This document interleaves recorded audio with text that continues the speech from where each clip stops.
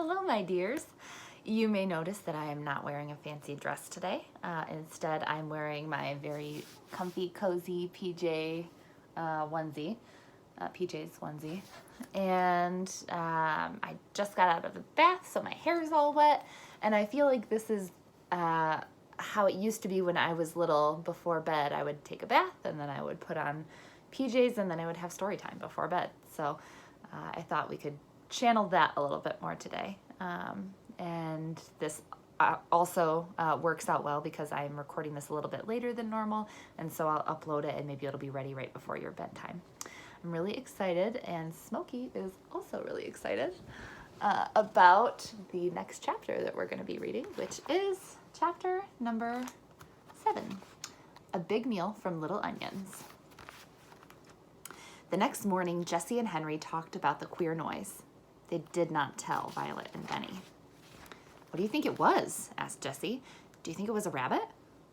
"I don't know," said Henry, "but I think someone was in the woods. I'm glad we weren't hurt.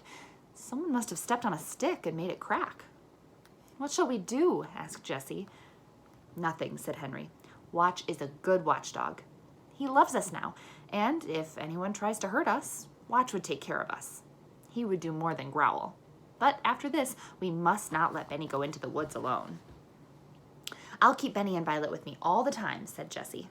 "Good," said Henry, "and keep Watch with you all the time, too." "Good morning, Benny. Time to get up. Today you must build something for me out of stones." "What is it?" asked Benny eagerly. "I'm not going to tell you," said Henry, laughing. "You build it just as Jessie tells you, and you will see." Henry was so eager to begin work that he ran all the way to town.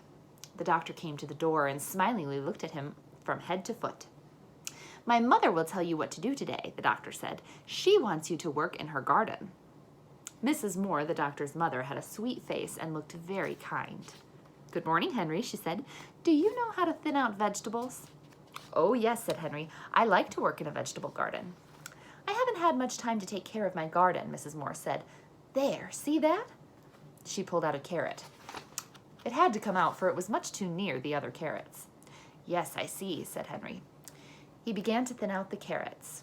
Mrs. Moore watched him as he pulled out some of the little carrots and put them in a pile. He left the other carrots to grow. Then he began on the turnips.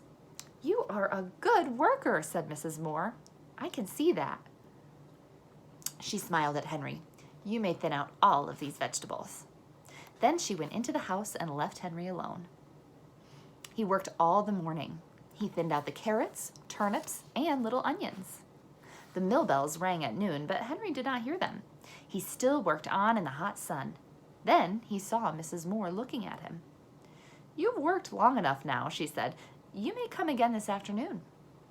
"What shall I do with all the vegetables I pulled up?" Henry asked. "Oh, I don't want them," said Mrs. Moore. "Just leave them in a pile." "Do you mind if I take them?" asked Henry. "No, indeed. Do you have chickens?" Then, without waiting for an answer, she went right on. "You've done good work. Here is $1. Henry said, "Thank you," and was glad he did not have to answer about the chickens.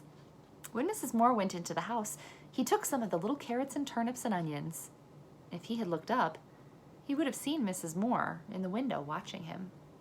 But he did not look up. He was too eager to get to the store and order some meat. When he arrived at the boxcar, Benny told him, "The building is done. I helped with it." The building was a fireplace made out of flat stones. "Benny did a lot of the work," said Jessie. "He carried stones and found wood for the fire." The fireplace was a very good one. The children and Watch had made a hole at the foot of a big rock between 2 trees. Flat stones were laid on the floor of this hole and around the sides. More big stones were put up to keep out the wind. Jessie had found a heavy wire in the dump and had put a big kettle on it and tied the ends of the wire to 2 trees. The kettle hung over the fireplace, and the fire was laid. Beside the fireplace was a big wood pile. "Fine, fine," cried Henry. "You have done so well. Now see what I have done." The girls were delighted with the meat and the little vegetables. With Henry's knife, they cut the meat into little pieces. Then they filled the kettle with water from the fountain and put the meat into it with a tin plate for a cover. Henry started the fire, and it burned well at once. Jessie cut the tops off the vegetables and washed them in the brook. "I'll put them in after the meat has cooked a while," she said. Soon the water began to boil, and the stew began to smell good. Watch sat down and looked at it. He sniffed hungrily at it and barked and barked. The children sat around the fireplace eating bread and milk. Now and then Jessie stirred the stew with a big spoon. "It will make a good meal," said Henry. "Keep it boiling and do not leave it. When I come home tonight, I'll bring you some salt, and whatever you do, don't get on fire." Violet pointed to the pitcher and teapot that she had filled with water. "That's to put on Benny or watch if he should get on fire," she said. Henry laughed and went happily on his way. He wished he could stay and smell the stew boiling, but he thought he ought to work, so he went back to Dr. Moore's house. He was very happy when Dr. Moore said, "Do you want to clean up this garage?" The garage was not in very good order. Dr. Moore laughed when he saw Henry look around for a broom. "I must go out now," said Dr. Moore. "You just clean this place up." Henry began at once. First, he opened all the boxes. On the biggest box, he painted the word tools with a long-handled brush and a can of paint that he found. On another box, he painted nails. Then he picked over the things and put the tools in the toolbox and the nails in the nail box. This was fun for Henry because he liked to get things in order. Henry found a lot of nails that were bent and covered with rust. He put them in his pocket. "I'll ask the doctor for these bent nails," he said to himself. "They are no good to him, but they're fine for me. I can use every old nail I get." Then he washed the floor and washed his paintbrush.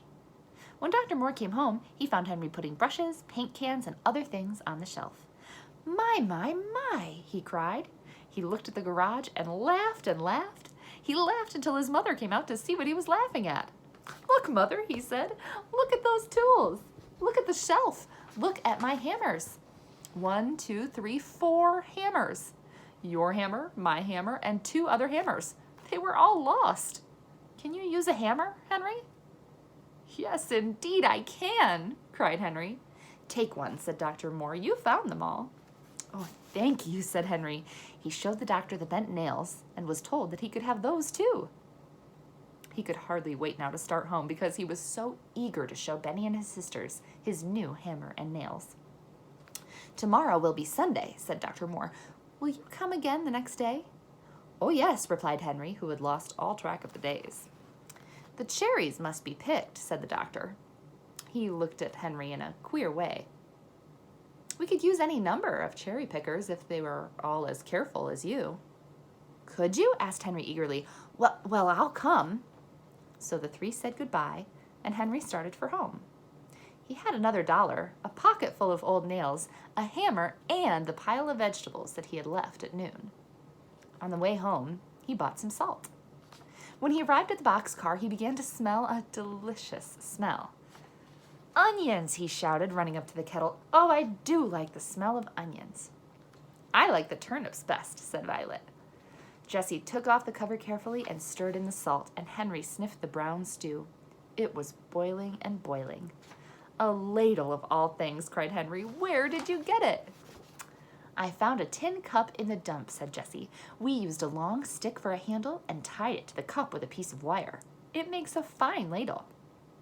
She ladled out the stew into plates and bowls and put a spoon in each one. Oh, said Benny, "I am so hungry. I must eat my supper." The meat was well cooked and the vegetables were delicious. Violet passed her plate for more turnips. "I'd like some more onions," said Henry. All the children ate until they could eat no more. "That was the best meal I ever ate," said Jessie. "Me too," said Violet. "I have time tonight to make Benny's cart," remarked Henry. "We'll want a cart." "Will you make it with my wheels?" asked Benny. "Yes, with your wheels," answered Henry, "but you must cart stones in it when I get it done." "Yes," said Benny, "I will cart stones or rocks or anything." "Tomorrow will be Sunday, and I can stay at home," Henry went on. "Do you think it's all right, Jessie, to build the dam for a swimming pool on Sunday?" "Yes, I do," said Jessie. "We're making the swimming pool so that we can keep clean."